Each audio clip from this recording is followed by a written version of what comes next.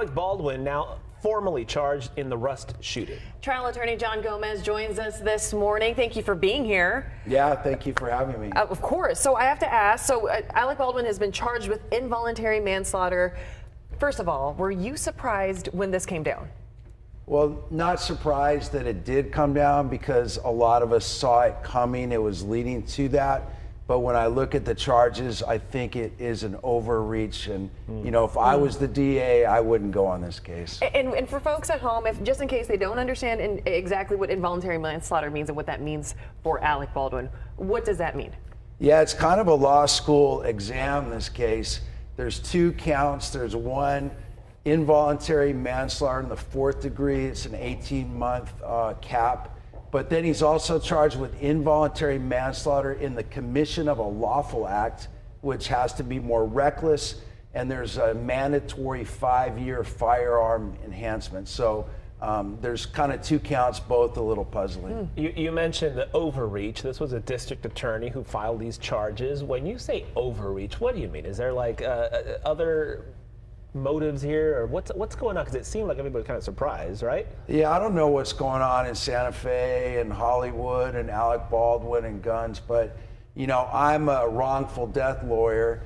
I deal with people dying at their work site all the time with all kinds of reckless, negligent conduct, and the bosses usually don't get charged, let alone the actors. Unbelievable.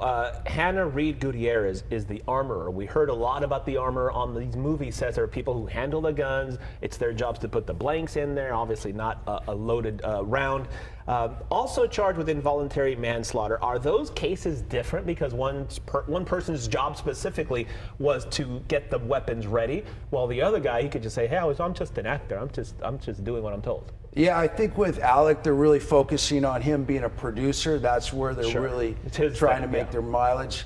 But yeah, they're different, but I think they're both gonna blame a third guy that we haven't heard about. The first AD, David Halls, is the guy that gives the gun to Alec and assures him it's cold, insists upon using a real .45 instead of a plastic gun, which the armorer wanted to use. I see. And so and that guy was allowed to plead to a misdemeanor, got 6 months probation, suspended sentence. So I think both of them will be pointing at that guy.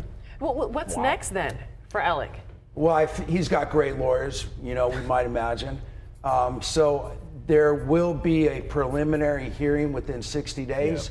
I imagine at that point, his lawyers will ask the judge, and I think the armorer's lawyers will ask the judge to dismiss the case, you know, and end the bleeding. What a mess. I mean, worst case scenario here, best case scenario. Could Alec Baldwin see jail time at the end of all this, or you don't think so? Well, in theory, sure. You know, he's facing a 5-year mandatory count. You know, so in theory, he could. Wow. You know, I don't think that happens. You know, I think, you know, if this case were to go to trial, I think he's got excellent defenses, you know, just like we talked about. Now, before we let you go, Baldwin did file a countersuit against the script supervisor. What do you think about that? Yeah, there's a whole civil lawsuit separate and apart from this. A big part of that's already been settled. But Alec has countersued against a bunch of folks, essentially trying to clear his name. Right. Okay, long way to go. We'll see what happens. John Gomez, we thank you for the expertise. Yeah, thanks for having me as always. All right, Thank good to you. see you.